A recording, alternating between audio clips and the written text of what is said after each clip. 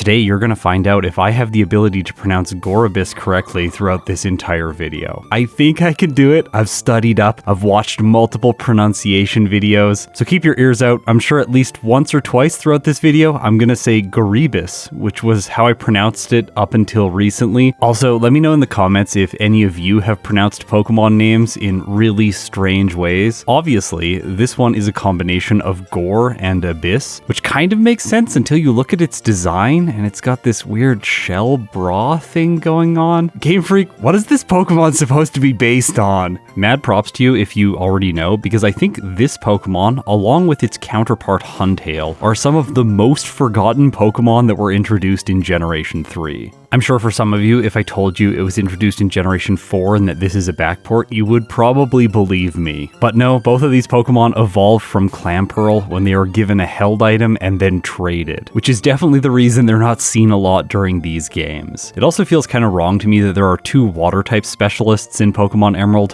Juan and then Wallace later on, and both of them do not have these Pokemon on their teams. But Whiscash, Kingdra, Celio, and Crawdaunt are featured on two major battles throughout the run. Like Gorbis and Huntail were definitely done dirty. So today I'm going to try and give them a redemption story and see how they play Pokemon Emerald. I was expecting good things going into this, after all they are mono water types, which means they should have an easy early game. But then things kind of went downhill as I started to examine them as Pokemon. For base stats, Gorebyss has 55 HP, 84 attack, 105 defense, 52 speed, 114 special attack, which is outstanding, and 75 special defense. I'm going with a modest nature today because I don't think I'm going to be using a lot of physical attacks, and increasing my special attack just makes sense when Gorebyss is going to be spamming Surf. Then I noticed a major drawback for the early game. Gorebyss and Huntail both have the erratic growth rate, which means they level up incredibly slowly until about level 30, and then things accelerate, and they will reach level 100 with the least amount of experience required out of any growth rate. But the early game is already what's going to be hard, because while Roxan is a rock-type specialist, the starting move pool for Gorbis is not good. It begins the game with Whirlpool, a 15 base power water move that has 70% accuracy. This is essentially the water-type Fire Spin, and it is dreadful to use. Look at me beating the tutorial Zigzagoon. Yeah, this is just not going well. It's actually a really slow battle. And I had to replace Swampert with Gorebyss for this challenge, so the rival's gonna have Trico, and that's the next major battle, and I have to defeat him. Unlike in Generation 2 and Generation 1, where if you black out to the rival, the game just continues and you don't get the experience, in Generation 3, when you black out, you are sent back to your house, and you have to train until you can defeat the rival. So in this case, with Gorebyss, I think the best possible play is depleting all of the PP of Whirlpool, and then fighting him using Struggle. This really drags out the early game, but it does give me a way to defeat his grass type and earn the experience from this battle. Every little bit counts, because Roxan could actually be quite difficult. The next water type move I get is at level 22, and it's Water Pulse. Before that, at level 8, I get Confusion, and then Agility at level 15. Two moves that are not particularly good against Roxan. I put in some time battling extra trainers so that I can level up, but the erratic growth rate really slows progress down. By the time I make it to Roxan, I'm only level 9. Maybe this is possible with my outrageous special stat and the same type attack bonus with Whirlpool. Let's find out. Before that though, I want to talk about the sponsor of this video, Raycon. Their everyday headphones have really impressed me over the last month. They have 40-hour battery life, they're ergonomic. My old headphones used to give me headaches, and I don't get these anymore. They also have active noise cancellation, so churro can't bother me when I'm trying to stay focused. And Raycon offers a 30-day happiness guarantee, but I'll just say you're not going to need it. I love these headphones. They have a quick charge function. They recharge 2 hours of battery life in 15 minutes, which is really important when I'm trying to watch StarCraft and then my headphones run out of battery in the middle of the match. I can just plug them in for a couple minutes, then watch the rest of the video, and I'm good to go. Also, throughout my entire life, I have been obsessed with materials and the quality of a given object. For whatever reason, Raycon really got it right with these headphones. I just find myself constantly touching them. They have this beautiful brushed material on the side and this lovely little foamy squishy thing that sits on your ears. It's so great. Anyways, I would suggest buying these for yourself, but also if you're looking for a gift for Father's Day, they would make a great present for your dad. Brought to you by Raycon. Now back to Roxan. Geodude is up first, and of course Whirlpool misses. It goes for Rock Throw, which does not lower my speed, and then I hit with Whirlpool, which does not one-shot, even though it does 4 times damage. That's 90 effective power, and it's still not enough. Okay, so the passive damage from Whirlpool is good every turn, and she does use a potion here, which is better than her using it later into the battle on the Nose Pass. I one-shot the next Geodude because I leveled up over the damage rounding threshold to 10, but I'm not going to have the same advantage against the Nose Pass. I'm doing very little damage to it because it's a mono rock type, and its special defense stat is actually quite high. I thought the best thing to do here was use Confusion to hopefully confuse the Nose Pass and have it hit itself, but there's a problem here. In a bunch of these solo challenges, I've talked about how incompetent the Nose Pass is because it views Rock Tomb as a speed control move. If your Pokemon is slower than Nose Pass, it's not going to use the Rock type move unless the Rock type move can get the knockout, and that's where the problem exists. With the erratic growth rate, Gorebyss is just a low level. When Nose Pass chooses Tackle and does chip damage, it gets closer and closer to the threshold where it's going to see the knockout with Rock Tomb and start prioritizing it again. And Confusion is doing very little damage. Because of this, with the Water type, I have a reset to Roxan. It feels really awful to start the challenge this way.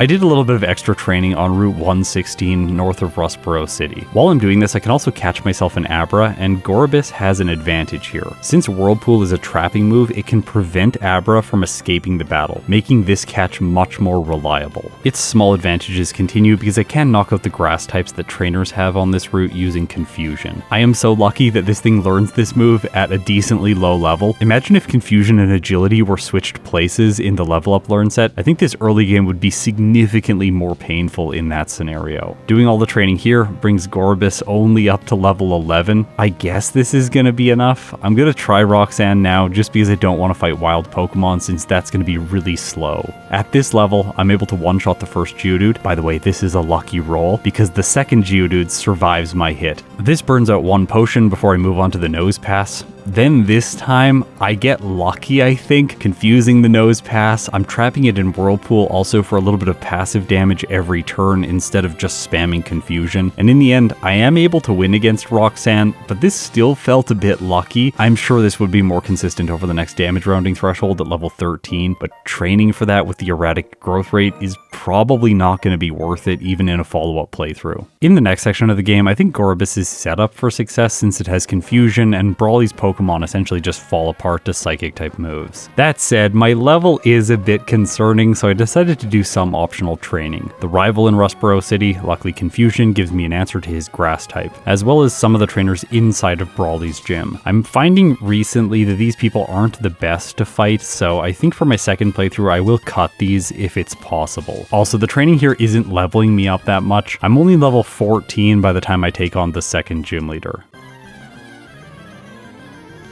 Machop is first. Confusion, 2 shots, and it does very little damage with Karate Chop. Metatite can't hit me because Confusion keeps doing damage, breaking its focus, and then Makuhita comes in. Okay, this is going to be easy. I didn't need to do the extra training. It just goes for bulk up, eats a citrus berry, and then I knock it out. So yeah, really straightforward Brawly. But the same is not going to be true against Wattson, who's next. He is typically the most difficult gym leader in any playthrough of Pokemon Emerald, and that's especially true when you're a water type with the erratic growth rate. But before him, there are some other challenges that I'm going to have to deal with, like these random grunts inside of the museum. Carvanha is the perfect counter to Gorbiss's current set. Confusion is completely ineffective, leaving me with only Whirlpool in order to deal damage. This is a slow battle, and it ends up being extremely close. Okay, as I head north towards the rival, let's talk about all of the other moves that I'm going to have access to during this playthrough. Through level up, just around the corner at 22, there's Water Pulse, then Amnesia, Psychic, Baton Pass, and finally Hydro Pump. Through TM and HM, we get access to all the water stuff, all the ice stuff, Psychic, Shadow Ball, and I'm running Hidden Power Grass today to counter out water-type Pokemon. However, all of these moves are still going to be inaccessible by the time I'm fighting the rival for the 3rd time in this run. This is a little concerning because I have to use Confusion against his Grovyle. Luckily against the Slugma at the beginning of the battle, I can set up with Agility to improve my speed stats so that I ensure that I outspeed the Grass-type Pokemon. He sends it in second, and Confusion is doing almost no low damage. This is really bad because it's gaining back health every turn using Absorb. It is going to take me 5 turns to knock his ace out. Luckily at this level it doesn't have Leaf Blade yet, and I also confuse it with my move, so it hits itself, and this gives me the slightly faster knockout. After that there's only a Wingull, so I have defeated the rival, although not very confidently. The routes surrounding Mauville City have a bunch of mandatory trainers and optional trainers that I can choose to fight now before Wattson. There's also all the people inside the gym, so there's a good amount of experience in this region. That said, as of late, I have tried to skip most of these trainers in order to save time. I'm not going to do that entirely with Gorebyss. I fight some optionals to bring it up to level 23 before I'm ready to take on Wattson. This is over a damage rounding threshold, but still things don't look particularly good here. I've got Water Pulse, I've got Agility so I can move first against his Pokemon, and I'm going to also have a Cherry Berry to cancel out Thunder Wave at least once. Still, I assume this battle is going to take a lot of luck. Voltorb is first, and right away I cannot move first, so I'm going to have to use Agility here and get hit by Spark at least once. This does way more damage than I was expecting, almost half with the first hit. Also, it inflicts Paralysis, burning my Cherry Berry right away. Then I go for Agility, so that now I'm faster than all of the Pokemon remaining on his team. However, one hit with Water Pulse is not enough to finish off the Voltorb. It goes for a follow-up Spark, bringing Gorebyss down to 10 hit points, and also inflicting it with Paralysis for a second time. Wattson uses a Super Potion. Water Pulse does worse damage, only bringing the Voltorb to yellow health. This battle ended very decisively. I wasn't even able to get by Wattson's first Pokemon. Alright, I think I need to train more. I fight some trainers west of the city, bringing Gorebyss up to level 25, almost level 26, before I come back and try Wattson again. Spark is still doing way too much damage every turn, and Voltorb is also surviving a single hit from Water Pulse, although this time it only lived on a sliver, so I think if I leveled up 1 or 2 more times, I would guarantee this one-shot. I'm able to make it by the Voltorb onto the Electric, then one-shot with Water Pulse and get to the Magneton, but my health is very low. Because of this, it sees that it can get the KO with Shockwave, and it goes for it instead of using Thunder Wave. Upside here, I am going to be able to two-shot with Water Pulse, so as long as I can make it by the Voltorb and the Electric without losing health, I should be able to take care of the Magneton in 2 hits after it goes for Thunder Wave. But in order to pull that off consistently at least, I'm going to need to do optional training. I fight the Windstraits, who can sometimes be problematic with their grass types that like to use Stun Spore. Luckily I have Confusion to counter out these Pokemon, and in general holding a Cherry Berry for this sequence of 4 battles is a really wise choice. I already had it since I was fighting Wattson. Defeating all of them only brings Gorebyss up to level 26. I could do wild battles now or fight a few inefficient trainers, but I think I'm going to go back to Wattson and see if this 1 level advantage gives me what I need to one-shot the Voltorb. And the answer is yes. So I take care of the Electric, move on to the Magneton with green health, and it does go for Thunder Wave, which is countered by my Berry. I knock it out, move on to the Manectric, and now, fingers crossed that I'm going to do enough damage. Water Pulse does more than half. Because of my health, Manectric goes for Thunder Wave, paralyzing Gorebyss. His Ace then consumes its Citrus Berry, healing back to green health, but my next Water Pulse brings it to low health, so then he tries to use a Super Potion. This is advantageous for me, because I can continue attacking. Hopefully Paralysis won't ruin this. It doesn't. He then goes for Shockwave. Gorebyss survives on 6 hit points, and Paralysis does not activate, giving me the knockout. The prize for winning this battle is the Dynamo badge, which gives me a 10% boost to my speed stat, which is much needed with these slow water types. By the way, I'm going to talk about Huntail, but we're going to keep going with this playthrough for a little bit longer. Obviously, the next section of the game is not that difficult for these Pokemon, but one thing I did with Gorebyss that I think is objectively a mistake is I was trying to pick up high-priced items and then sell them so that I could go to the game corner and purchase myself the Psychic TM. This would mean that I would get the move before I get access to it naturally at level 36. However, I'm close to 36 by the time I'm fighting Maxi, and I also wasn't able to get enough money to buy the Psychic TM anyway, so I'm essentially just wasting time trying to pick these items up and then sell them. It doesn't make any sense. Also, I went into the battle with Maxi burned because I got burned earlier on and I don't have a healing item. Still, it doesn't matter. He's got a Camerupt. This thing is very weak to water type moves. And speaking of Pokemon that are weak to water type moves, Flannery is next.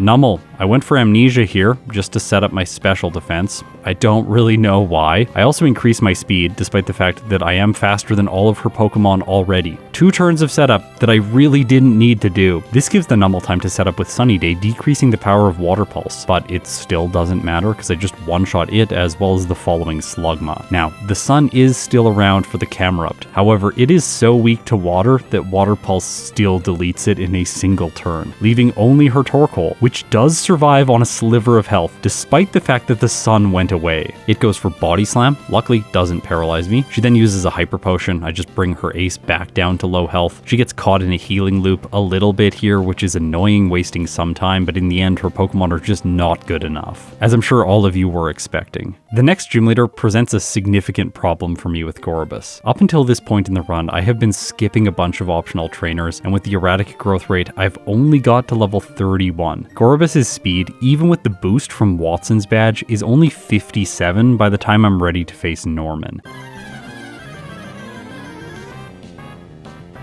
And as you're about to see, this is just not enough. Norman has 4 Pokemon. 3 of them are faster than Gorbis right now, and they have a very narrow speed range. 66 on the Vigoroth, 68 on the Slacking, and 69 on the Linoon. Nice. The Spinda is the only one that we're moving first against right now, and I can counter out its annoying tactics like Teeter Dance by using a Person Berry, giving Gorbis time to set up with agility so that I can outspeed everything else. The issue here is that Water Pulse doesn't do that much damage, and Amnesia is completely useless, since most of these normal type Pokemon are dealing physical damage. They're not going to be using their coverage moves, Psybeam or Feint Attack, when their normal type moves deal more damage. By the time Slacking comes out, Gorbis has really been beaten up, and I only have 28 hit points remaining.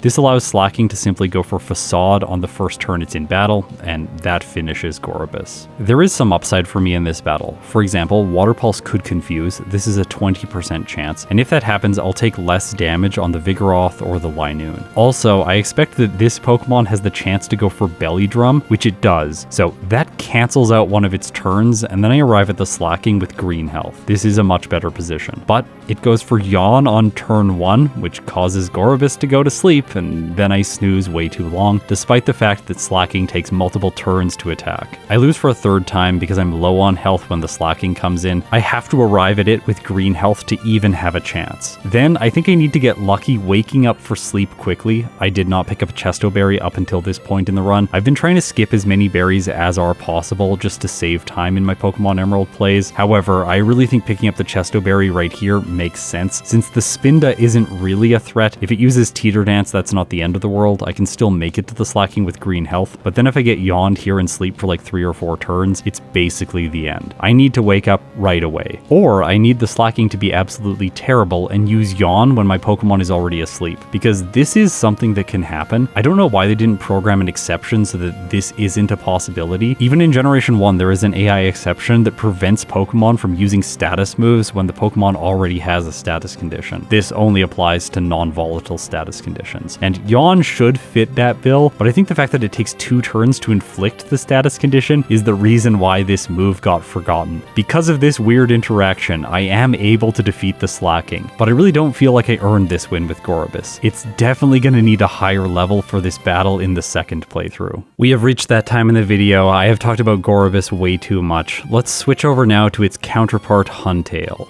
This is where things get really unfortunate. In Generation 3, all water type moves deal special damage, and Huntail is a physical attacker. For base stats, it has 55 HP, 104 attack, 105 defense, 52 speed, 94 special attack, and 75 special defense. The difference between its attack and its special attack is only 10 points, but I was a little bit hyper fixated on the fact that it is a physical attacker for this first run, so I went with a lonely nature, boosting its physical attack and lowering its defense. If you're wondering why I didn't lower a different stat like special defense or speed, the reason is that its physical defense is outrageously high anyways. I figured it didn't really need more, although this is a bit of a disadvantage against Steven Stone at the end of the game, but I figured that water type coverage was going to make him fairly easy. It's also got an erratic growth rate. By the way, so does Clamperl, their pre-evolution. The ability is Swift Swim, just like Gorebyss. I almost said Gorebyss there. For a move pool, it's very similar, but there are some differences. It starts with Whirlpool, then gets Bite instead of Confusion. Again, Bite seems like it would be a physical physical move, but no, all dark type moves are special in Generation 3. Then, instead of getting moves that modify its stats, it gets moves that modify the enemy's stats. Screech at level 15, which lowers physical defense. It makes no sense in combination with Whirlpool and Bite. Absolutely useless. Then Water Pulse at level 22, Scary Face to lower speed at 29, Crunch, another special move at level 36, Baton Pass at level 43, which genuinely makes no sense. It doesn't get any setup moves. Why would it want to Baton Pass? I guess if it gets its stats lowered by another Pokemon or raised by something like Swagger, it could Baton Pass out. Is this useful competitively? I don't think this is useful competitively. And finally at level 50, it also gets Hydro Pump. Through TM and HM, there are some additions and removals when compared with Gorebyss. It gets Rock Tomb, a physical move after it beats Roxan, which is nice, I guess, but it loses access to Psychic and Shadow Ball. The last of these is the one that I'm most frustrated about because Ghost type moves in Generation 3 deal physical damage. It would be really nice to have Shadow Ball on Huntail and not on Gorebyss. Why isn't it the other way around? Well, it's obviously the other way around because the developers were thinking about Shadow Ball like a special move, at least in terms of lore, so that's why Gorebyss gets it and Huntail doesn't. That's pretty frustrating until we get to Generation 4 with the physical special split. So in terms of physical moves that we're going to have access to, it's going to be Hidden Power, Rock Tomb, and then normal type stuff like Secret Power and Return. I'm going to talk about Choice of Nature and physical moves and all of this stuff later on into the video. For now, let's just get going with Huntail's playthrough. First of all, Struggle Against the Rival is a physical move, so it is going to do better here when compared with Gorebyss. Now, I do want to take some time and talk about Huntail's back sprite. It's not one of the best, but they didn't have a lot to work with. My way of describing Huntail would be like, what if you took Gyarados and you made it goofy? Huntail is exactly that. It's a water serpent that when you look at it, you just kind of want to laugh. It's got these weird dots that kind of look like a nose, but they're more of the patterning that it has everywhere else on its body, just conveniently lining up to look like a nose. It has 3 awkward teeth on the top and 2 awkward teeth on the bottom. Looks like it had some dental extractions. Also, it has this strange little crest thing on the top of its head and near its jaw.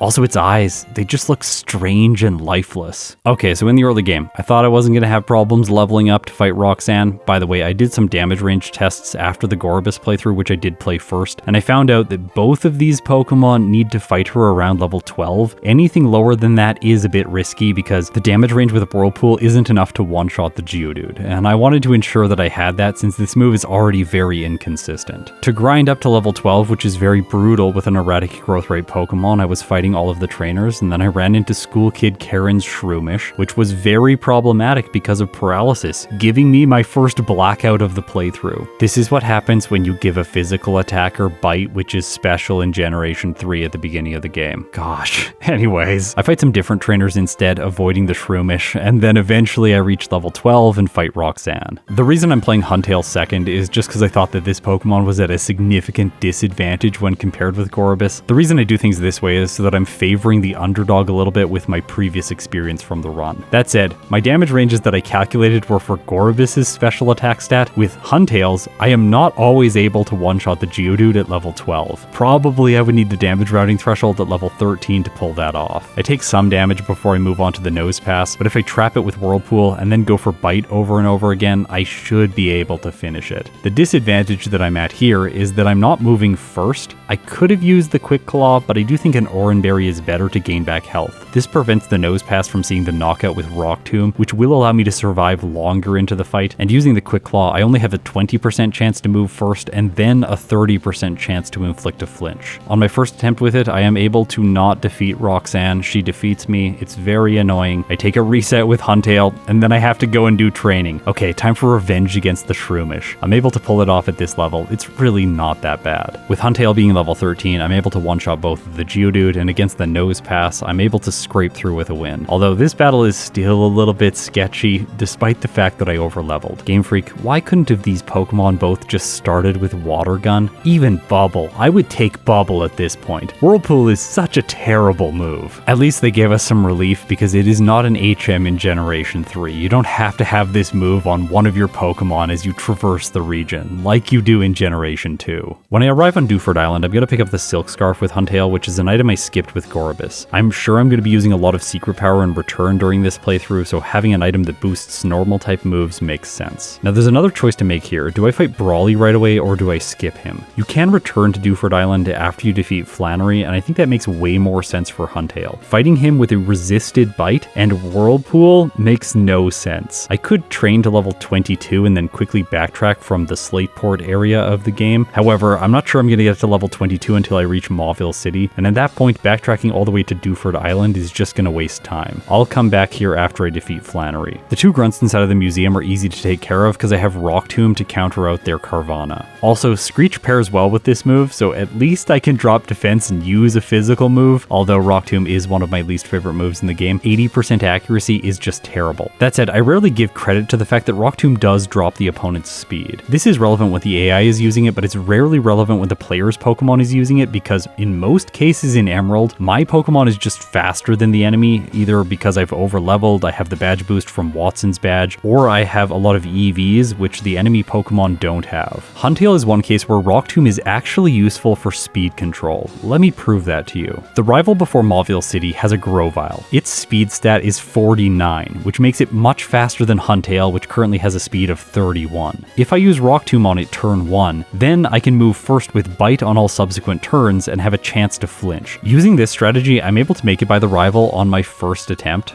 I actually just spammed Rock Tomb. I could have gone for Bite, but I'm not sure which one would have done more damage. After all, Roxan's badge does increase your Pokemon's attack stat by 10%, so if you look at Huntail's current offensive stats, it has 60 physical attack and 46 special attack, which is a large discrepancy between the two. I felt that Rock Tomb was the better choice because of that. Also, after -1, the Grovyle has 32 speed, so it is still faster than Huntail, which is really annoying. Still though, I am able to pull through with a win on my first attempt. Alright, so Wattson was brutal with Gorbis. It doesn't make any sense to fight him at a lower level like 22, 23, or 24. I don't have physical moves other than Rock Tomb right now, so for this fight I am still going to be relying on Water Pulse. In this stage of the game, Huntail is just a worse version of Gorbis. Its best move is Water Pulse, and you're forced to use it with a lower special attack stat. My strategy for Wattson was training in the surrounding area until I got to level 25, then blacking out to Wattson over and over again, gaining some experience and speed EVs along the way, until I will just luck through the battle and eventually defeat him. The damage ranges I'm really looking for are 1-shots on the Voltorb and the Electrike, and then 2-shots on the Magneton and hopefully the Manectric. I need to do at least enough damage to 3-shot the Manectric after it uses its Citrus Berry. If it's a 4-shot, this battle is just going to be completely untenable. It takes a lot of blackouts. I pass level 28 and continue blacking out, and then eventually I get the luck I need, which is Confusion against the Magneton from Water Pulse. It hits itself, does not burn my Cherry Berry, and then the Manectric instead goes for Howl. I use Rock Tomb to drop its speed. Then Water Pulse, it goes for Thunder Wave. The Cherry Berry cures the status condition, and I attack again, knocking out Wattson's ace. This took way longer than with Gorbis, and it was a much more painful process. That said, there's not a lot that I could do in the second playthrough to make this battle more easy. The Secret Power TM comes after I'm able to use Rock Smash outside of battle, which requires Wattson's badge. Then talking to this guy also unlocks the Slateport City TM shop where I can buy Hidden Power. So I couldn't even use Hidden Power Ground against Wattson, which has to be one of the things that holds back the most Pokemon in Emerald. If Hidden Power was available before Wattson, this game would be so much easier. Maxi at the top of Mount Chimney is really easy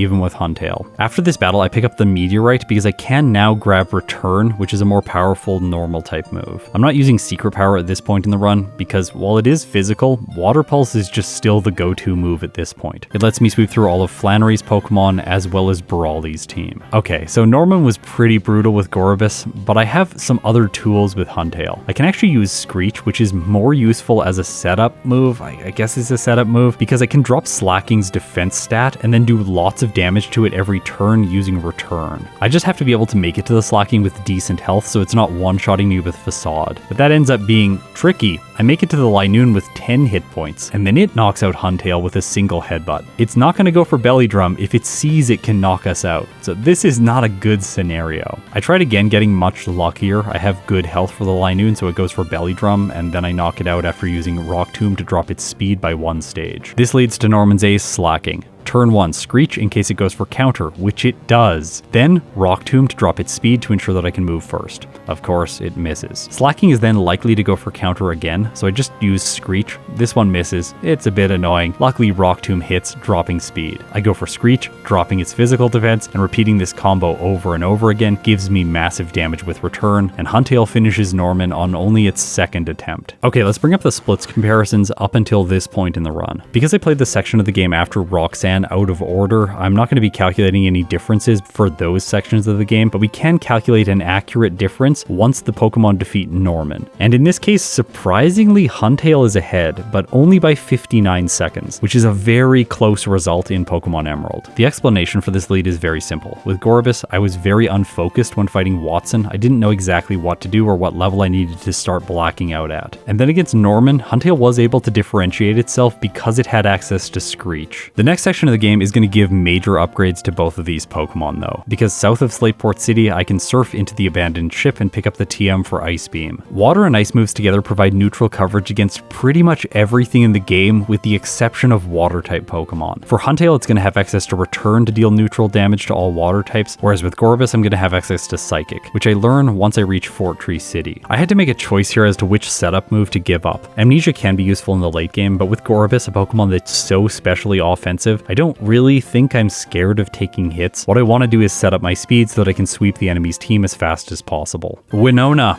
Okay, so I thought that this would be fine to set up agility on turn 1 so that I outspeed the Altaria, but it is not fine because Swablu goes for Perish Song, giving me a fast but annoying reset. So the solution here is just one-shot the Swablu, then set up agility on the Tropius, after that sweep the rest of her team. The Pelipper is of course annoying, taking 2 hits, but the Skarmory is a one-shot with Surf, and the Altaria is a one-shot with Ice Beam. I fight the rival to get access to the department store. He's not difficult now, his Grovyle is a one-shot with Ice Beam, so I don't need to worry about grass types pretty much from here on out. Inside the department store, I purchase myself Calcium, improving Gorbis' special attack stat. It's going to do massive damage from here on out. At this point in the run, I decided to skip Substitute in favor of keeping Agility on my set. Number 1, I think Agility is a little bit more flavorful. Substitute is so generic, and I want to avoid it when I can. Number 2, if I need Substitute later in the playthrough, but I need the Agility slot for something else, or I need to be able to improve my speed, then there isn't really another move that I want to give up at this point. The move that I would delete would be Psychic, and then I would give up neutral damage against Water types, which doesn't make a lot of sense prior to facing Juan and Wallace. Maxie inside the volcano. He's really easy.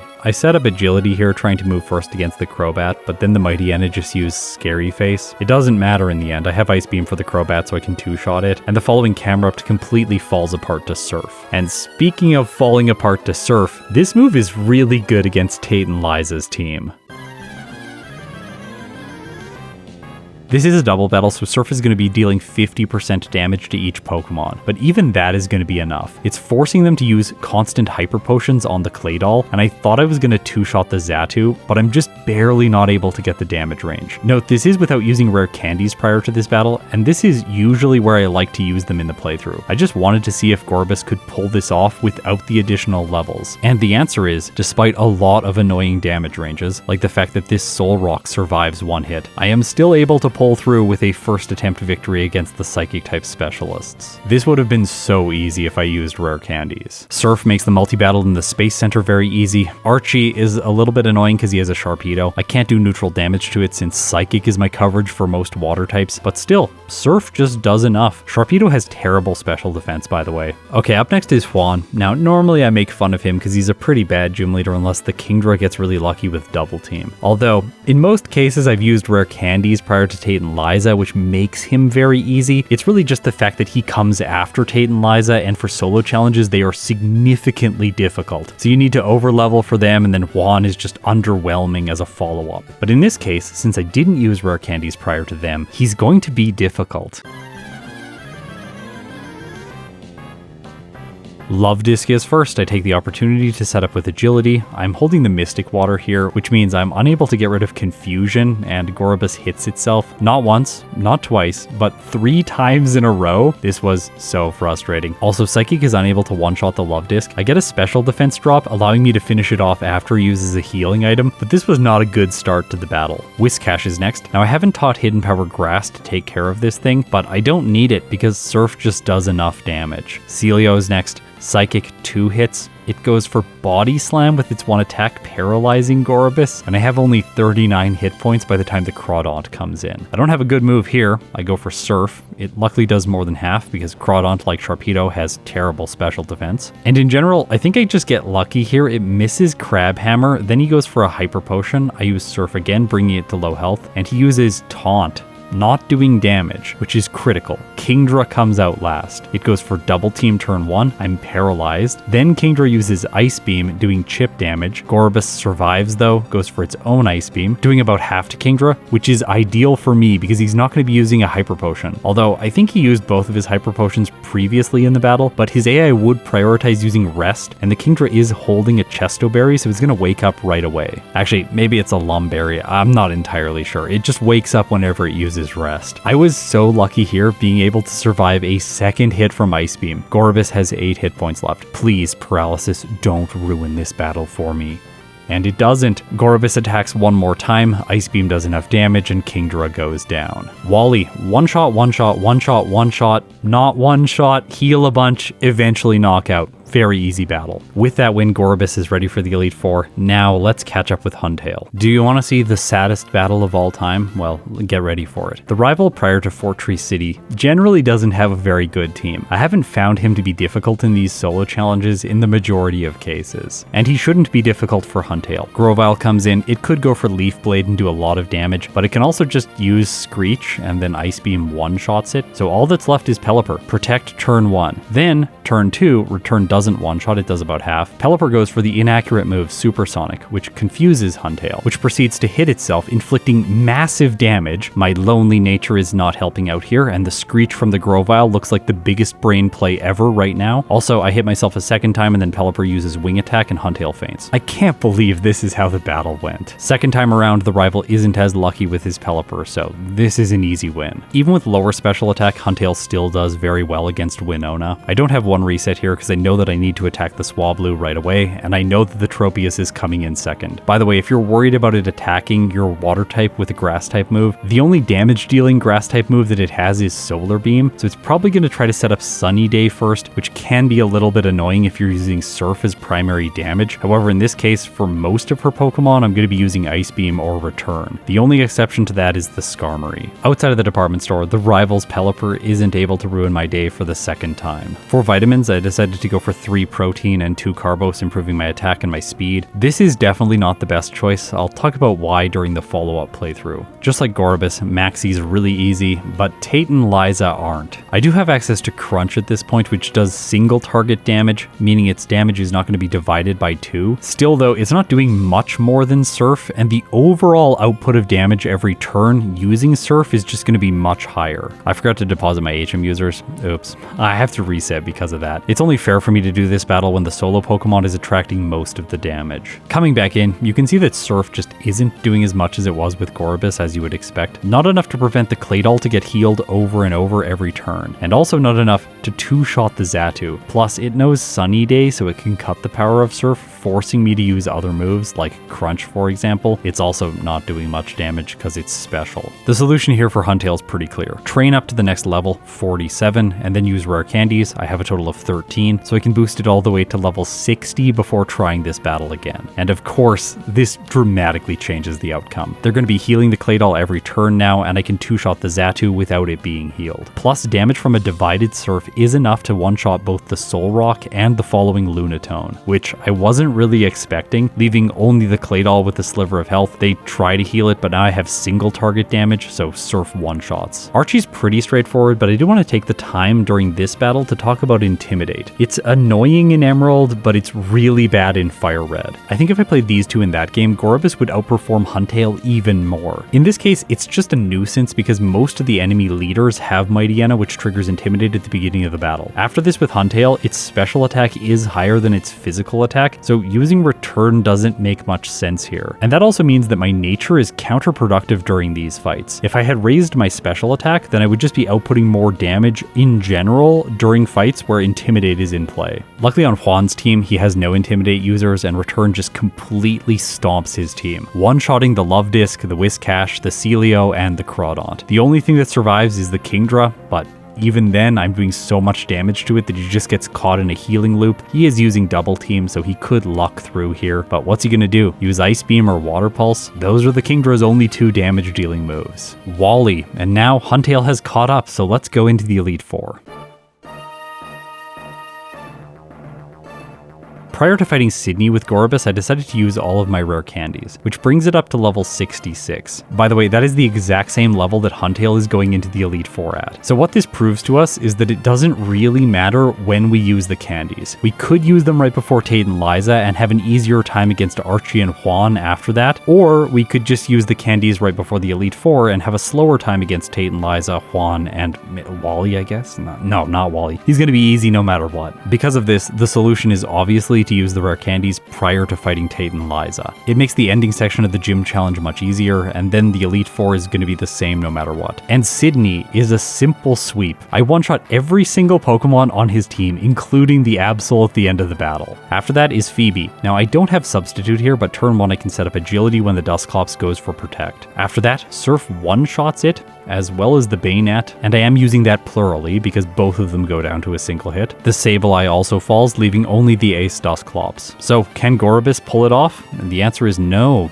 The Dusclops survives on a sliver of health, but it consumes its Citrus Berry, so she doesn't use a healing item, and because of that I 2-shot. I had kind of assumed that Glacia would be a little bit annoying since she has 3 Water-type Pokemon. That said, Psychic is able to 2-shot both of the Celio, and Surf is 1-shotting the Glalie. The only question left in my mind then is the Walrein. Will Psychic 2-shot? And the answer is no, because of its Citrus Berry. This heals it just enough to hang on with a sliver after my second attack. But it can't do much damage. It has Surf Body Slam, Ice Beam, and Sheer Cold. I've really rarely seen it use Sheer Cold. I think the AI is deprioritizing that move because in this case it would be the best choice for it to go for. It has a 30% chance of knocking Gorbis out on any turn. But Glacia does not play like Zealous Pawn, so in this case I'm able to come through with a win after she heals. Drake feels similar to Wally when you have Ice Beam on your set. That said, there are some speed issues here, so I set up Agility on turn 1 against the Shelgon and then swept his team. Now let's take on Wallace. Wailord is up first. Psychic is able to 2-shot, which is pretty good. It just sets up Rain Dance, which is perfect for me. This activates Swift Swim, so now we have a speedy Gorbis. Then I can 2-shot the Ludicolo with Ice Beam, luckily avoiding all of its annoying shenanigans. It just went for Giga Drain, which is by far its worst move. What it really should be doing is Double Team and Leech Seed and just ruining my day. After that, Tentacruel is able to be 2-shot by Psychic, but I'm not playing very intelligently here. I think turn 1 Surf followed by Psychic would knock it out and avoid the constant full restore use. But the healing loop against Milotic is by far worse. Because Wallace isn't using full restores, Milotic is just using Recover, a move that has 20 PP. Gorbis just can't put out enough damage against the Milotic without special defense drops from Psychic. So I need a better solution for the Milotic so that it's not going to defeat me again. I thought that the solution was using Hidden Power Grass to get more super effective damage against it, but this makes the Tentacruel more difficult because then I have to 3-shot, giving it time to set up with Toxic, which ruins my day because I don't have a healing move at this point. And then even though I have better damage against the Milotic, I'm just not going to be able to last long enough. Also, it's able to just barely heal out of KO range with its Citrus Berry, which is so frustrating. That's a second loss to Wallace. The solution I came up with here is not great, but it does work. I have a Pecha Berry to counter out Toxic from the Tentacruel, hopefully giving me enough time to make it to the Milotic without a status condition. Hidden Power Grass is roughly doing 50% to the Milotic. I think the damage roll is sometimes favorable, sometimes unfavorable. But with this Citrus Berry, it's still going to take 3 turns to knock out. However, this is much better than it was before. From there, at the end of the battle, there is a Gyarados and a Whiscash. He sends in the Whiscash first, which is great. I can one-shot it with Hidden Power Grass and move on to the Gyarados. Intimidate doesn't matter. I go for Ice Beam, get a Freeze right away, and this move also has enough damage to 2-shot. Wallace is defeated. Gorbis gets a time of 1 hour, 25 minutes, and 29 seconds. Let's continue with it all the way to Stevenstone. I wanted to save some time in the post-game, so I skipped picking up the leftovers and went straight towards him, thinking that Surf, Ice Beam, and Hidden Power Grass would be excellent moves against his entire team.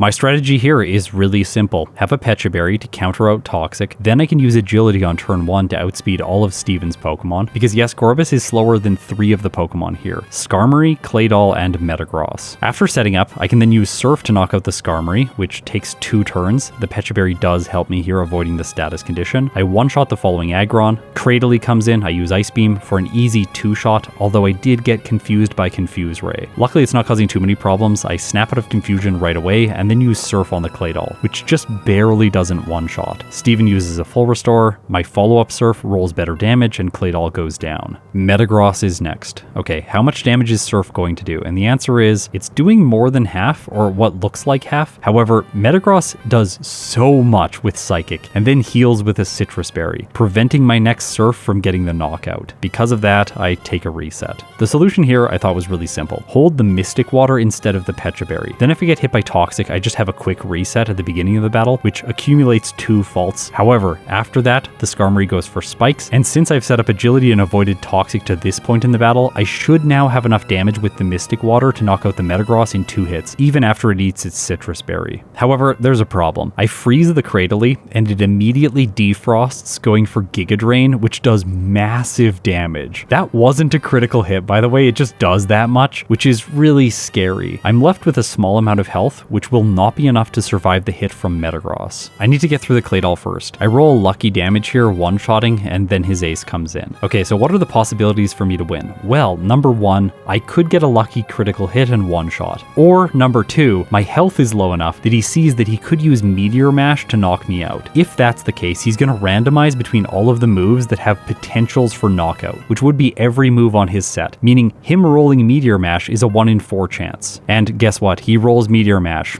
and it misses, giving Gorebyss 2 turns with Surf to knock out his ace. But I still need to one-shot the Armaldo with Surf, and I'm able to pull it off with Surf. So that's that. Gorbis clocks in with a first playthrough time of 1 hour 28 minutes and 57 seconds, with 13 resets at level 73. This is a game time of 5 hours and 18 minutes. Alright, are you ready for things to get painful? Let's go through Huntale's league. Sydney's first. Intimidate right away from Mightyena is really annoying here. Now I have to use Surf and Ice Beam. Once again, a special attack boosting nature would have been better during this fight specifically. Still, Huntale's able to pull through with a victory because Sydney in general is just not very good. For Phoebe, I'm going to be using Crunch for super effective damage, and I can't use a physical move because my only option would be Rock Tomb, and obviously, no, not Rock Tomb. So I'm going to be going for Crunch here, using Surf or Ice Beam if I run out of PP because of an ability like Pressure. This is another piece of evidence supporting the fact that I should not be running an attack boosting nature with a physical water type. Glacia's next. Now, my physical nature does help here, but even with Return, I'm not able to one-shot the Celio, and I think I might two-shot it with a move like Crunch anyways, so not sure about this. Also, I'm not one-shotting the Glalie with Return. It's all just really frustrating damage ranges. If I had less attack, I would probably not put them into healing range and save a little bit of time just two-shotting with her not using full restores, so maybe that's another piece of evidence for why a special attack boosting nature would be better. And in this case, because of the bad damage ranges and the healing items, it stacks up more and more hail damage throughout the fight, and I end up losing to Glacia because of that. It puts me at low health by the second Glalie, which then uses Explosion and knocks out Huntail. My solution for this battle was to take away the Silk Scarf and use the Mystic Water so that then I can use Surf to deal more damage to her Pokemon.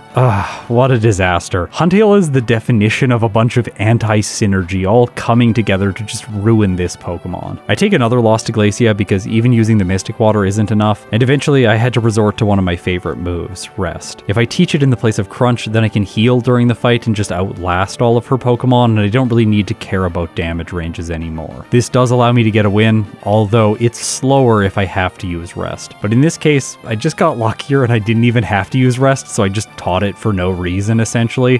This was a really frustrating battle. Still, pulling through with a win is good enough. I just have Rest on my set now. I can't get rid of it, but Crunch shouldn't be useful. After all, for Drake, the only thing I need is Ice Beam. I speed tie his fastest Pokemon, which is the Salamence, and it doesn't really have any good moves against a Water-type Pokemon. As a result, this ends up being a very simple sweep for Huntail, just like it was with Gorebyss. Okay, we've made it to Wallace. this is where my choices come back to bite me. Why did I go for Hidden Power Ground with Huntail? Well, the reason's fairly simple. I wanted a physical move that would synergize with my nature and my higher attack stat so that I could use it against Steven Stone, the final trainer in the game. However, what we are soon about to learn is that Huntail is going to want to use Surf against Steven Stone. It's not going to want to use Hidden Power Ground. Because of this, it wants a special attack boosting nature, and that means Hidden Power Ground is fundamentally useless here against Wallace, making his team just much more difficult than it otherwise needed to be. I can knock out the Wailord in 2 hits, that's not a problem. I can knock out the Ludicolo in 2 hits, also not a problem. Then with physical damage against the Tentacruel, I can also 2-shot it. It's just barely not a 1-shot in some cases. The Milotic is where things get a little bit annoying because it can use Toxic, but I thought I might still be able to win. After all, I can use Surf on the Whiscash, then use Rest, Heal, and knock it out. After that, Gyarados is last, and I thought I could use Return, but I just barely don't have the 2-shot range. So Ice Beam is my only option, and at this level, I can't 2-shot, and if I can't 2-shot, he's gonna use a full restore, and Gyarados is setting up with Dragon Dance, outspeeding Huntail, and then doing massive damage with Earthquake or Hyper Beam. I lost here,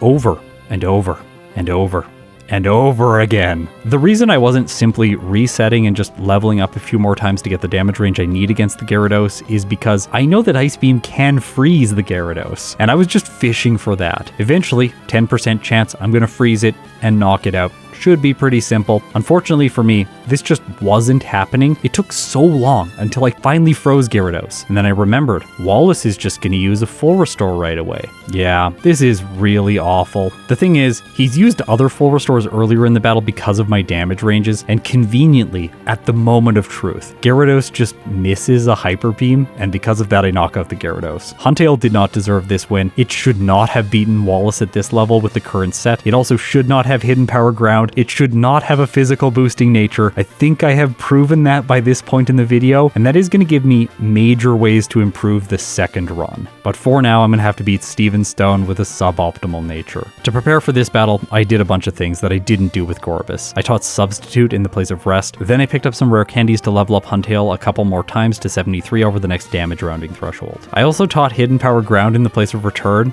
and yeah, check this out. It's not good. Skarmory's first, of course Substitute here to block Toxic, then use Surf to 2-shot his first Pokemon. This one's fairly straightforward. Now, look at the effective powers of my moves against the Aggron that comes in next. Hidden Power with 4 times damage is 280, whereas Surf with the Mystic Water and the same type attack bonus with only 2 times damage is 313. So I want to be using Surf here. Also, the Aggron has lower special defense compared to its physical defense, so Surf is just going to do far more. A similar difference between defense and special defense can be observed on all of Steven's Pokemon, with the exception of the Claydol, which has more special defense when compared with physical defense. Although in the case of Claydol, we're not going to be using Hidden Power Ground because it has Levitate, and Surf is super effective. The numbers are a little bit closer with Cradily and Armaldo, but Surf is super effective against Armaldo, and Hidden Power Ground is neutral. And then against Cradily, I have Ice Beam, which is super effective. And Hidden Power Ground once again is neutral. So this move is essentially useless here unless I can't 2-shot the Metagross using Surf. That's really the question. Is Hidden Power Ground better at knocking out the Metagross when compared with Surf? And the answer is, we don't even get to find out because the Claydol defeats Huntail. So Surf is unable to 1-shot it. If I use Return on the Claydol, it also doesn't 1-shot, and it's not even going to 2-shot, which is really problematic. I had a bunch more losses before I finally make it to the Metagross and get a chance to see what the damage range with Surf is. So, how much does the water type move do? And the answer is almost nothing. It's like a quarter damage here. Maybe it's going to be 5 turns. That is because he's behind a light screen, by the way, so it should do double that, but still with the Citrus Berry, I'm not going to be able to knock the Metagross out in 2 hits. If you want proof of that, here's the damage range with Surf when it doesn't have light screen. Yes, it is not able to 2-shot. Metagross survives on red health, which will encourage Steven to use a full restore, and because of that, Huntail's just not going to win at this level. Well, unless I have a way to increase the damage that Surf does. is. And I think this is going to be faster than grinding through the league and leveling up like 4 or 5 more times. By the way, the erratic growth rate levels up so quickly in the late game that might actually be an option for Huntail. Just level up to like 82 or something and then crush Steven. But I think there's another option. If I go to the abandoned ship, I can then surf around, dive through these areas, and pick up the TM for Rain Dance. Now the strategy is fairly straightforward. Rain Dance is going to improve my damage against the Clay Doll. I have my substitute in place for it, so I just go for Surf turn 1. I know he's going to use a full restore because of this damage range. Then I can set up Rain Dance, use Surf, knock out the Clay Doll. Well, unless it sets up with Light Screen, I have to buy a little bit of time here so that the Light Screen wears off when Metagross comes in and Rain is still in place. Then with the Rain boosted Surf, I should be able to do more than half to the Metagross. It'll heal with its Citrus Berry, the Rain will wear off, and then I'm hoping I have enough damage to knock it out. But Huntail just gets a critical hit on Metagross, and it faints in a single turn. Okay, I guess we'll take that. Another lucky win, just like against Wallace. Armaldo's last, and of course, Surf gets the one-shot. Huntail clocks in with a first playthrough time of 1 hour, 48 minutes, and 18 seconds, with 19 resets, 6 blackouts at level 76, with a game time of 5 hours and 59 minutes. In terms of the comparison between these two, Gorebyss was 19 minutes and 21 seconds faster. It had 6 less resets, 6 less blackouts. It finished the game 3 levels lower, with a game time that was 40 minutes faster. In every single metric, Gorebyss outperformed, as I'm sure you're expecting. If we look at the timeline graphs between these two Pokemon, you can see that Huntail took a lot more time to defeat Wattson. I think some of that could be luck related. It also took more time to defeat Tate and Liza, but the main difference between these two playthroughs is the Wallace split as well as the Steven Stone split. All of this said, I don't think it's inherently Huntail's problem. I think it is my choice as a player to assign it an attack boosting nature. If I had gone with a special attack boosting nature that lowered, say, physical defense or special defense, I would have fared much better. There's no reason to go for something like a modest nature and drop its physical attack. When you're using return, you want it to do maximum damage. Also, the speed stat for both of these Pokemon is so close. They do have the ability to outspeed every Pokemon in the game, provided we do the perfect training and use items that increase EVs in speed. And that's going to be my strategy going into the second run with both of these Pokemon. A little bit more focus on EVs and better alignment with natures, at least on Huntail. Okay, let's talk about Hidden Power as I start up this second Gorebyss playthrough. Hidden Power Grass initially seems like it's going to be pretty good since it also gives coverage against some of Steven Stone's Pokemon. However, my Hidden Power typing is going to interact with my Pokemon's primary typing, and I think for water types, Hidden Power Electric is superior to Hidden Power Grass. Here's why. With a water type Pokemon, you're going to have Stab Surf, which does tons of damage to Whiscash later in the game, so grass type moves are not really covering it in a way they would with, say, an electric type Pokemon, where you need good damage against a ground type foe. Also, Wallace tends to be very challenging for water type Pokemon. Both Gorebyss and Huntail struggled against him in their first playthroughs. Having Hidden Power Electric ensures that even if you get hit by the Gyarados' Intimidate, you're still going to one-shot that Pokemon. And you're also going to have super effective damage for the Milotic that follows, which is better than neutral damage with moves like Return or Psychic. Also, Hidden Power Electric can work against Steven Stone. It is super effective against the Skarmory at the beginning of the battle, and it's neutral against other Pokemon like Aggron, even though intuitively I always think that it's a rock ground type, just because I grew up in Generation 1. Another key thing to remember is that once you pass Wallace, against Steven Stone with a water type, you're typically just going to be running Surf and Ice Beam together. You don't really need anything else since water and ice pair so well together, as I mentioned before. So for both of these follow-up playthroughs, I'm going to be running Hidden Power Electric. And that's what these two runs really come down to. These two Pokemon are going to play incredibly similar throughout the entire run. Early on, deplete all of Whirlpool's PP, use Struggle to beat the rival, and then struggle all the way until the Aqua Grunt in the forest. Once I defeat him, I want to level up to 8 to get access to either Confusion or Bite with Huntail. Both of these Pokemon can trap an Abra using Whirlpool, so that's really convenient. And then to fight Roxan, the levels are not great. I can do this at a lower level, but I have to get really lucky with either critical hits or Confusion from Confusion. With Huntail, it doesn't really work because Bite can only flinch, but I'm normally going to be slower after getting hit by Rock Tomb. The safest way for both Pokemon to fight Roxan is at level 12. This is not ideal as a water type with an erratic growth rate, but I just think it's what they need to do unless you want to be really risky. And in Pokemon Emerald, I really don't like playing risky since this game is so long and exhausting anyway. This isn't Pokemon Yellow where I have have a 40-minute run and I can easily reset to Brock over and over again, wasting like 5 to 6 minutes each time. For Gorbis against Roxan at level 12, I have a guaranteed one-shot on the first 2 Geodudes, provided Whirlpool hits. Then for Nosepass, I want to set up Whirlpool so it's doing chip damage every turn, and then resort to Confusion.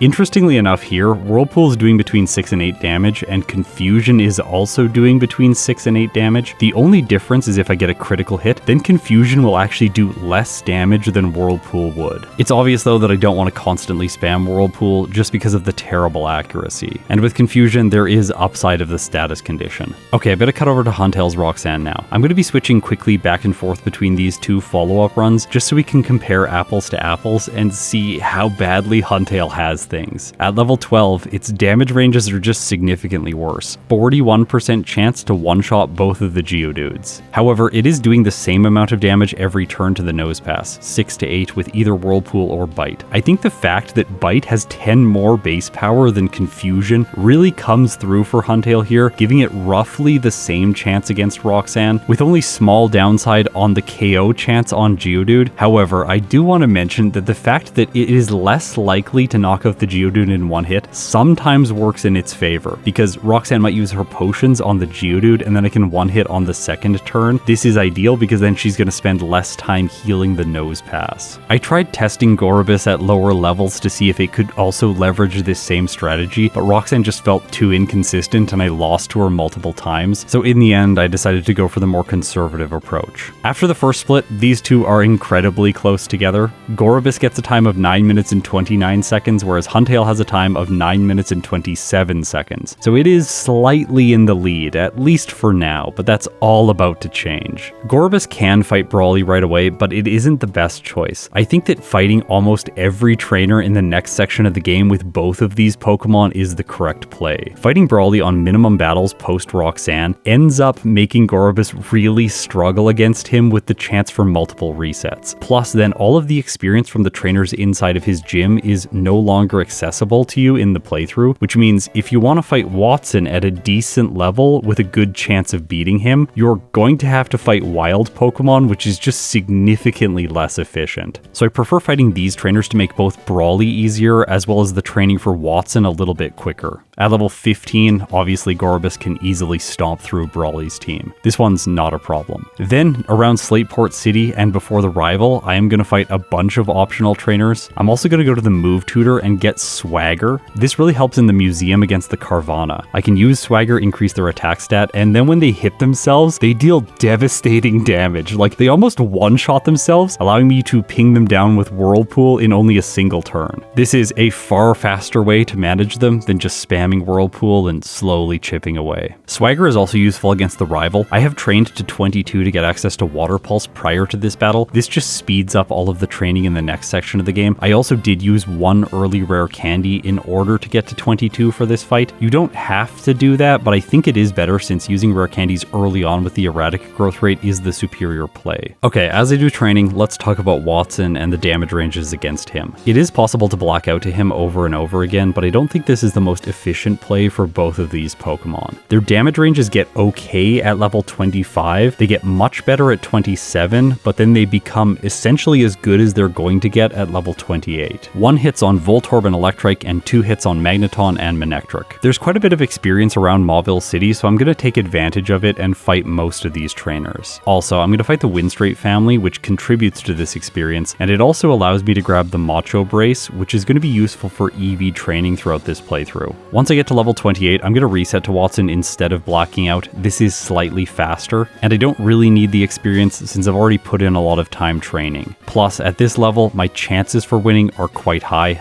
I end up losing once with Gorebyss, but then I defeat him on my second attempt. Alright, going back to Huntail, we're not going to fight Brawly right away, it just doesn't work with Bite, but we do want to fight Brawly to get experience before battling Wattson. I'm not going to be backtracking to him after Flannery, so instead I have to go all the way through Slateport City, explore the Trick House, defeat all of these trainers, and then backtrack to Brawly and fight him at level 22 with Water Pulse. I wish I didn't have to do this. It's kind of slow, but I think it is the best way to play this part of the game, because then I'm at a higher high enough level to fight both the rival as well as Wattson later on at level 28, just like with Gorebyss. This is another place where comparing the damage ranges really makes sense though. It's so unfortunate for Huntail. Water Pulse has a 29.7% chance to one-hit the Voltorb, a guarantee on the Electrike, a 2-hit on the Magneton, and for the Manectric an 87.6% chance to 2-hit. However, that is if it didn't have a Citrus Berry. This Manectric is going to be a 3-shot for Huntail. That's at level 28. Now, for Wattson, I decided to start the fight at level 29 just to improve the damage range against the Voltorb at least by a small amount. It's a 53% chance to one-hit with Water Pulse at this level. Still, in the end, what it's going to require here is luck. I do luck through the Voltorb one-shotting it, and then I confuse the Magneton not getting paralyzed, so the Manectric is more likely to set up against me. It just goes for Howl, and then because of a critical hit, I take care of it in only 2 turns, so this was a lucky win for Huntail. But it was going to have to get this to get by Wattson anyway. Because of all the backtracking that I did to fight Brawly before Wattson to ensure that I would be a high enough level to get good chances here, Huntail has definitely fallen behind.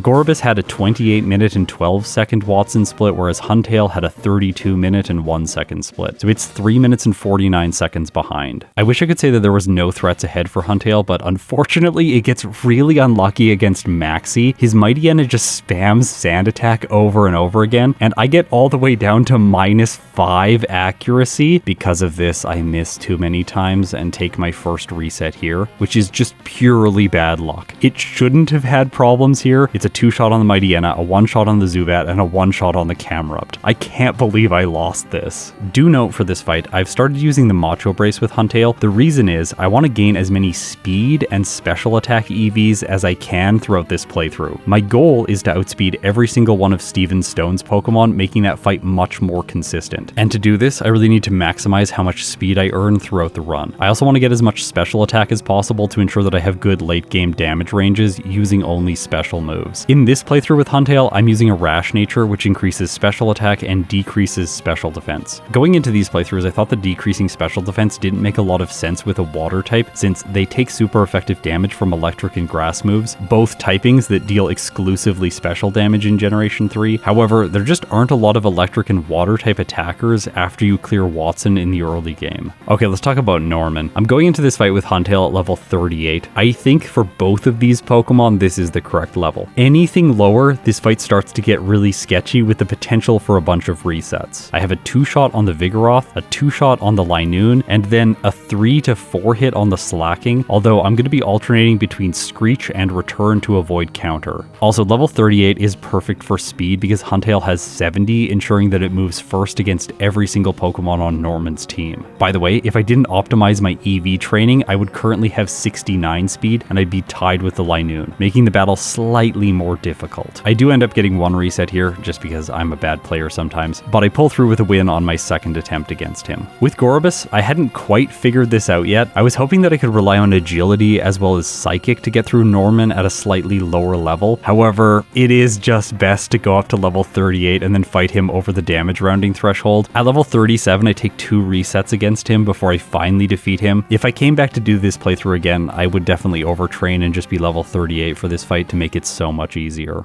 From here, we're going to get into some general summaries. I'm going to be teaching Substitute to both of these Pokemon, and then holding Surf as well as Ice Beam, and 1/3 coverage move. For Gorebyss, it's Psychic, and for Huntail, it's Return. I'm not going to be doing much training in this section of the game, and I'm going to be using all of my rare candies before Tate and Liza with both Pokemon to make them as easy as possible. Then, once they're defeated, I replace the coverage move for both Pokemon with Hidden Power Electric, which makes Juan, who follows, much easier to defeat. At least this was my strategy in theory. I actually just leave Huntail with Return. By the way, this is not the correct choice. It's slightly slower to defeat Juan when using Return when compared with Hidden Power Electric, which is just depressing. A physical attacker not using physical moves in the late game. I'm never going to get over this one. Using rare candies early on doesn't put these Pokemon at a significant disadvantage. I can still just make my way through the league. Surf and Ice Beam pair together really well for Sydney. Surf is more than enough for Phoebe with both Pokemon. Then for Glacia, I have Hidden Power Electric as well as Surf. Surf, and for Drake I have Ice Beam. It's just perfect coverage. There's really nothing else that you need in this section of the game. And with Hidden Power Electric, Wallace is so much easier. The erratic growth rate ensures that I get to a ridiculous level by this point in the run. And back in the department store, I ensured that I used as many Carbos as possible to push my speed EVs as high as possible. You can see that by the time Huntail defeats Wallace, it has 138 speed at level 72. I train on these two guys before I pick up the leftovers, getting Huntail to level 73, and then I use the one waterfall candy to level it up to 74, where it has 143 speed. This ensures that it moves first against Steven's Clay Doll. At the end of the battle, we can see that Huntail's damage ranges against the Metagross are just not going to be quite good enough. I have to 3-shot at this level, which is really unfortunate, whereas Gorebyss is just going to 2-shot the Metagross with higher special attack. And that's really what these runs come down to. Gorebyss is just designed better for a playthrough of Generation 3, whereas Huntail drew the short straw. Because of this, Gorebyss ends up clocking in with a time of 1 hour 21 minutes and 18 seconds, whereas Huntail gets a time of 1 hour 30 minutes and 6 seconds. It was 8 minutes and 47 seconds slower than its counterpart. Gorebyss finished the game with 3 resets, 0 blackouts at level 75 with a game time of 5 hours and 9 minutes, whereas Huntail had 6 resets, 0 blackouts, finished the game at the same level with a game time of 5 hours and 31 minutes, 21 minutes behind Gorebyss. Looking at the timeline graphic, you can see where the differences happen. It's really the Brawly split in that section of the game. Huntail is just so much less efficient there if you want to go through and have a good time against Wattson. Of course, you can just luck through Wattson. I've been saying that this whole time, but that is not how I like to play. Alright, so let's add these two to the tier list. For my first playthrough tier list, I am going to have to shuffle the thresholds around here because 1 hour and 55 minutes for an S tier finish is just kind of absurd. We're getting Pokemon that have times under 1 hour and 20 minutes that are really good, like Primeape and Zangoose, and I suspect as I get better at Pokemon Emerald, we're going to start getting times under 1 hour and 15 minutes for first playthroughs, so things will have to shuffle around in the future. But for now, I'm just going to leave things as they are. Gorebyss performed really well. It earns itself the 3rd placement overall for first playthroughs, just behind Zangoose and Primeape and ahead of Solrock and Bayonet. Huntail didn't do quite as well, but it still got a good first playthrough time, at least in the current context, so it gets an S tier placement behind Lunatone and Armaldo ahead of Metagross and Hariyama. But when it comes to second playthroughs, these two aren't able to leverage the fact that I had more experience when I did their runs. This tier list is much better balanced. Gorebyss earns itself a placement in the C tier behind Camerupt and ahead of Mewtwo. By the way, Mewtwo can do much better. I do need to play it again at some point, but it is a psychic type and it really struggles in the early game, which delays its time. I don't think it's ever going to be quite as good as people expect it to be. Huntail, on the other hand, performed worse, getting an E tier finish ahead of Latias and Glalie. So these Pokemon are just kind of okay. I really think if they started with Water Gun, they would be significantly better, probably getting B or A tier finishes each. Whirlpool is just something that slows them down so much in the early game. And of course, Wattson as the 3rd gym leader is very annoying, and the erratic growth rate also grinds the early game to a halt. Okay, so now it's time for me to get humble, because I talked to Ike the Killer when optimizing these playthroughs, and he shared his insight, which largely led me to the route that I ended up using here. He's also the reason that I was choosing Hidden Power Electric, so once again, thank you, Ike the Killer. Also, his results with both of these two Pokemon are significantly better than mine. With Gorebyss, he got a time of 1 hour 18 minutes and 13 seconds, and with Huntail, he got a time of 1 hour 22 minutes and 46 seconds. I'm looking forward to improving my Emerald play and eventually chasing down his results and getting times similar to him. I'm also really looking forward to playing a medium slow growth rate water type that starts with a decent water move and has good special attack. I think that Pokemon has the potential to completely dominate Emerald version. If you support me on Patreon or through YouTube memberships, thank you so much. It means the world to me. By the way, just as a small announcement, recently we have gone back to 1 video a week, so expect releases from this channel every Saturday. I'm also going to be streaming at least once a week, usually on Thursdays, sometimes on Fridays if I'm extra inspired. And just for convenience, all of the streams that I do on this channel will be made into supercuts and uploaded over on my Supercuts channel. Link in the description. Thanks to Raycon for sponsoring this video. Now, if you've made it this far, you're incredible. I'll see you in my next one.